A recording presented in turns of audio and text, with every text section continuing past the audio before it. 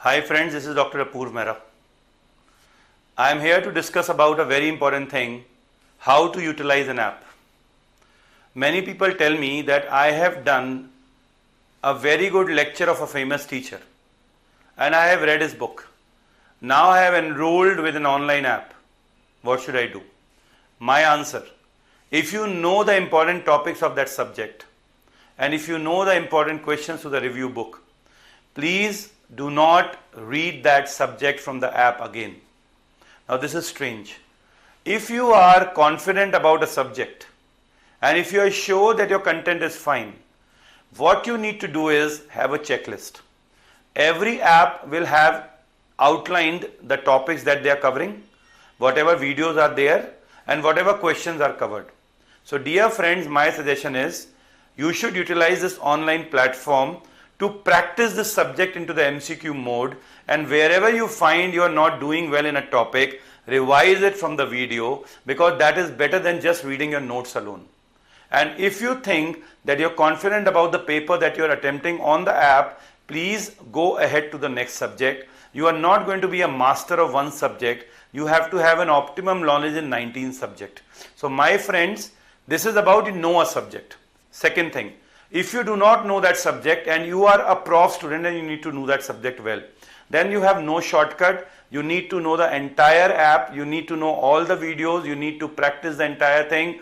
You have to do an integration with your theory book of the prof that you're studying. Along with that, you have to practice the MCQs. So if you are doing the prof-wise thing, you have to do an elaborate study so that later on when you come to the world of entrance exam, whatever you write, you have to spend the least amount of time because you would have already covered.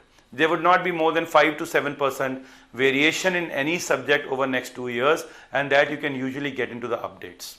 The third thing, if you are writing an exam, an entrance exam, and you are very close to it, you are in the mid-year, which we are right now in July, then what you need to do is you need to go to the list of important topics which is mentioned in every app, and along that list of important topics, check out what all do you know or you don't know, and if you're starting that subject, make sure you have an adequate knowledge and adequate grasp on these topics so that if a question comes from this topic, you are able to do well. So this is the utilization of the app in 3 versions. The second thing, that I am writing grand tests, sir, and my scores are confusing me.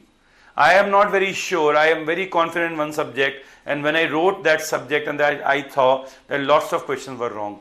Now this is again a distractive thing that can occur to you. What you need to focus on it, when you are reading subjects, after you have done 10 to 11 subjects, then only your grand test scores are start improving. Till that time it can fluctuate from any person to any person, and the only significance of doing the test is how you face the computer, how you handle the technology, how you handle the questions that you have done, and it's getting used to the system. But later on when you have done 10 to 11 subjects, what you will analyze is, you will realize that whatever subjects you had done earlier, what is your retention power, what are the volatile topics, because then you need to analyze and note down on a piece of paper that I gave this test and I was not able to answer bone tumors, so let me go back to bone tumors and read them. This is called a very, very retrospective analysis which is required for you, because if you do not develop a habit of doing this analysis, your scores are not going to increase, and if you go low confidence in the exams, you're going to suffer a big deal. The next thing which I want to tell you here is, I am getting good scores. Does that guarantee I'll be getting a good result in my exam? Absolutely not. It might indicate your preparation is well, but anyhow you play on the nets, you have to go in the field and play very well. So it is very, very important that stay humble, don't get overconfidence. I have seen beautiful students ruining their career with keeping in mind, I used to score so well in grand tests, why I did not do so well. Whatever you are doing is about those 300 questions, and what you will face in the exam is 300 new questions. So to the toppers here who are doing very well, stay focused, because still you have to mark those answers there and you have to perform finally on the stage. One more thing I want to tell you, I have given grand test today. How do I spend my day today? My suggestion is, if you're giving a grand test, give it on the earlier part of the day, and throughout that day, I remember a few of my students from MAMC, throughout that day, they will discuss those questions along with the friends who have given the test, so that they can know what way other person is doing that subject. Is there anything extra or any special thing he's doing which can save your time? Do not add things, but you should always have your eyes and ears open to see, is there a more effective efficiency somebody having?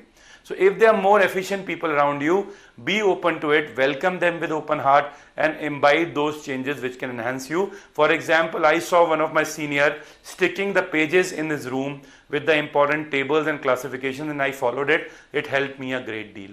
Another thing which I want to tell you is that one thing that students don't remember, that this is a game of temperament, and what I suggest is, if supposedly you have an access to YouTube and WhatsApp, which majority of us has, right? What you can do is, if you come across a good video on a YouTube or any place, what you can do is you can send a link to your own WhatsApp number, and that will come to your own WhatsApp and it can be saved there. My suggestion is, listen to a positive video by closing your eyes for 5 to 7 minutes every day, so that you are motivated every day. Like you need to take a bath every day, similarly you need motivation every day. So if you have a list of good positive videos, the good video will be between 7 to 10 minutes. Every day if you listen to it, you will have a gush of blood inside you and filled with positivity. So this is what I want to tell you. There is a technology that you have, but utilize in a positive manner. This is Dr. Apurv Mehra. Thank you very much.